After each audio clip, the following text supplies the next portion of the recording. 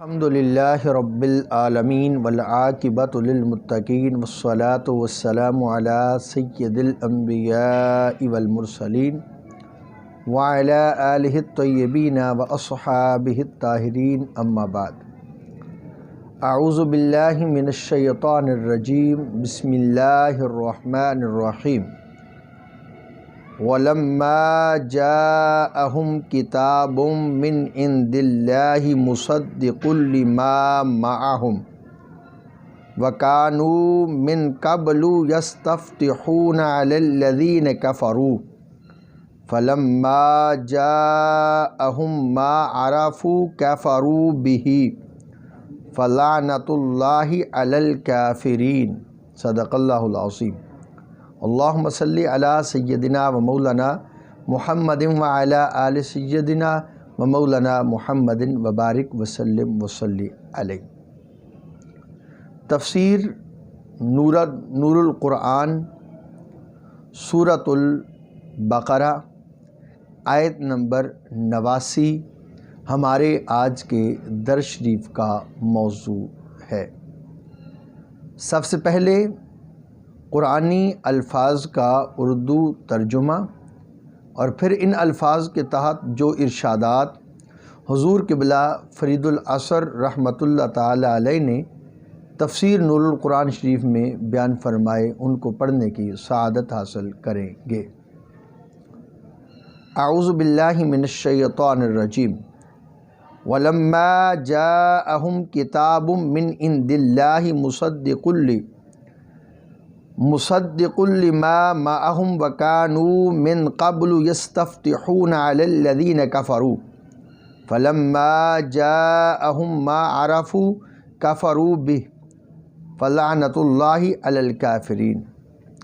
اور جب ان کے پاس اللہ کی طرف سے وہ کتاب آئی جو تصدیق کرنے والی ہے، اور اس کتاب کی جو ان کے پاس ہے، اور وہ اس سے پہلے یعنی حضور کے وسیلہ سے کفار کے خلاف فتح کی دعا کیا کرتے تھے، اور جب ان کے پاس وہ آ گئے جنہیں وہ جان پہچان چکے تھے یعنی حضور صلی اللہ علیہ وسلم، تو انہوں نے ان کے ساتھ کفر کیا، ان کی نبوت کا انکار کر دیا۔ کافروں پر اللہ کی لعنت ہو۔ ان قرآنی الفاظ کے تحت حضور قبلہ فرید العصر بابا جی پیر ابو النصر منظور احمد شاہ صاحب رحمۃ اللہ علیہ کچھ یوں بیان فرماتے ہیں۔ اس آیہ مبارکہ میں یہود کی ایک اور حالت کا ذکر فرمایا جا رہا ہے۔ امام ابو نعیم علیہ الرحمہ نے دلائل النبوہ میں حضرت ابن عباس رضی اللہ تعالی عنہ سے روایت کی ہے کہ حضور صلی اللہ علیہ وآلہ وسلم کی آمد سے قبل یہود کے مشہور قبائل بنو قریظہ، بنو نذیر کفار کے خلاف جنگ میں اللہ تعالیٰ سے حضور صلی اللہ علیہ وآلہ وسلم کے وسیلہ سے یوں دعا کیا کرتے تھے: اے اللہ، ہم نبی امی کے وسیلہ سے تجھ سے مدد طلب کرتے ہیں، تو ہماری مدد فرما۔ اور جب حضور صلی اللہ علیہ وسلم جلوہ فرما ہو گئے تو انہوں نے یہ کہہ کر انکار کر دیا کہ یہ وہ نبی نہیں جن کا ذکر تورات نے کیا ہے۔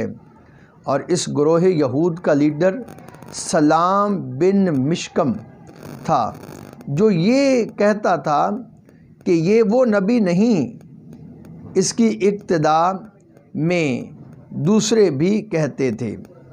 کتب سابقہ میں حضور صلی اللہ علیہ وسلم کی بشارات مقدسہ کا مطالعہ مطلوب ہو تو اس فقیر کی کتاب جلوہ جانا حصہ اول کا مطالعہ مفید رہے گا۔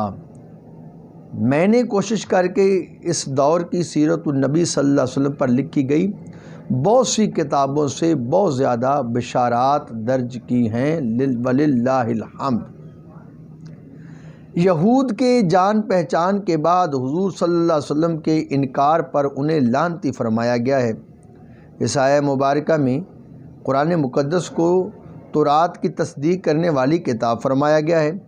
تورات کے ماننے والا تو قرآن مقدس کی تکذیب کر ہی نہیں سکتا، مگر یہود کی ہٹ دھرمی تھی۔ اس آیہ مبارکہ پر یہ سوال درست نہ ہوگا کہ جب یہود نے حضور صلی اللہ علیہ وسلم کو پہچان لیا تو یہ کفر کیسے ہو گیا؟ یہ تو ایمان ہے۔ ایمان صرف جاننے کا نام نہیں بلکہ دل سے ماننے کا نام ہے۔ اسی بنا پر انہیں کافر فرمایا گیا۔ ان یہود سے مراد یہی یہود ہیں جو حضور صلی اللہ علیہ وسلم کے زمانہ میں تھے۔ یہود کی ضد و ہٹ دھرمی کا ذکر ہے کہ ان سے ایمان کی توقع فضول ہے۔ انہیں تو چاہیے تھا کہ قرآن مقدس پر ایمان لے آتے کہ قرآن پاک نے تو ان کی تصدیق کی ہے۔ دعا ہے اللہ تعالیٰ نور قرآن سے ہمیں اپنے سینوں کو منور کرنے کی توفیق عطا فرمائے۔ وصلی اللہ تعالیٰ علی حبیبہ سیدنا و مولانا محمد و آلہ و اصحابہ بعدد خلقہ و بارک وسلم۔